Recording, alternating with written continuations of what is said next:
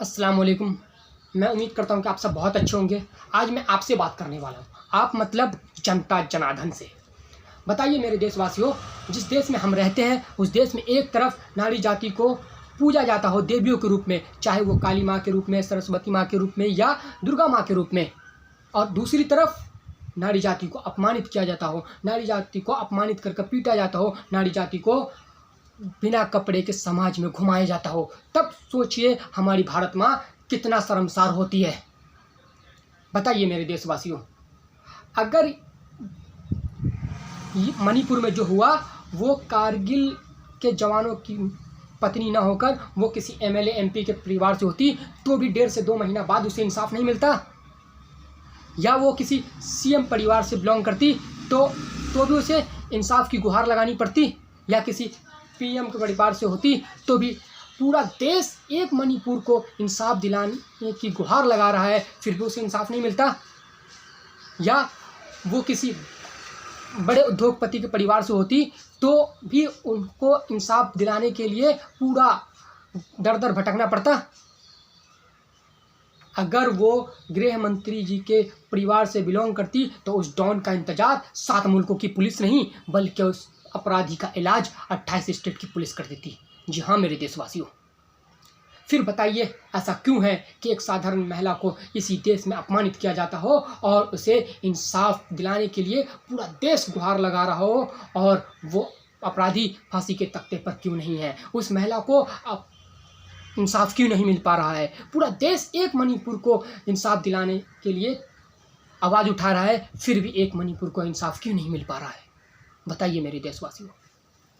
बताओ मेरे मुसलमान भाइयों, आप मुर्दों को भी कफन के साथ दफन करते हैं और आप ही की आंखों के सामने आप ही के समाज की नारियों को जब नंगा घुमाया जा रहा हो तो आपके आंखों से आंसू नहीं निकलता, आपके अंदर की इंसानियत नहीं जागती। बताओ मेरे हिंदू भाइयों, जिस देवी देवताओं की आप मूर्ति बनाकर उन्हें अच्छे अच्छे कपड़े पहनाकर देवियों की आरती उतारते हो और आप ही के समाज में एक जिंदी देवी को बिना कपड़े के साथ घुमाया जा रहा हो तो आपके अंदर की इंसानियत नहीं जागती।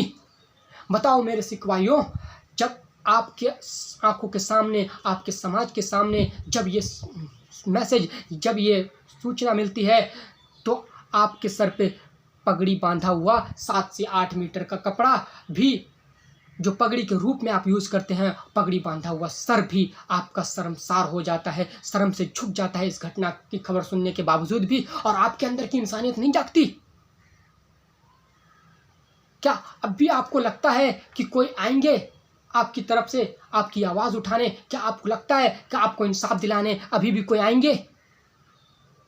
नहीं मेरे देशवासियों, अगर आ सकता है तो चले हम सब मिलकर ले आते हैं वीर अब्दुल हमीद को ले आते हैं, चलो हम सब मिलकर ले आते हैं चंद्रशेखर आज़ाद जी को ले आते हैं, चलिए हम सब मिलकर भगत सिंह जी को ले आते हैं, चलिए हम सब मिलकर गुरु गोविंद जी को ले आते हैं, चलिए हम सब मिलकर उन्हें ले आते हैं जिनके दौर हुकूमत में बकरी और शेर एक ही घाट पर पानी पिया करते थे, हज़रत उमर रज़ी अल्लाह तआला अन्हु को ले आते हैं।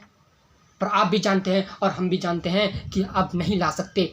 तो फिर बताइए हमें और आपको दबे कुचले परिवार को, इस हिंदुस्तान की नारियों को सम्मान करने के लिए, सम्मान दिलाने के लिए कौन आएगा?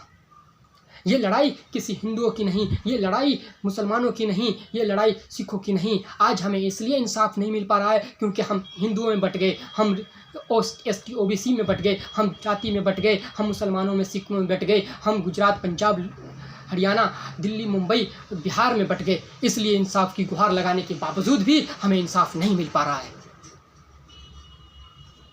इसलिए ये लड़ाई एक हिंदुस्तान की है, ये लड़ाई अपने अंदर की इंसानियत जगाने की है। इसलिए इस लड़ाई को अपने अंदर की इंसानियत जगाकर संवैधानिक तौर पर लड़ें और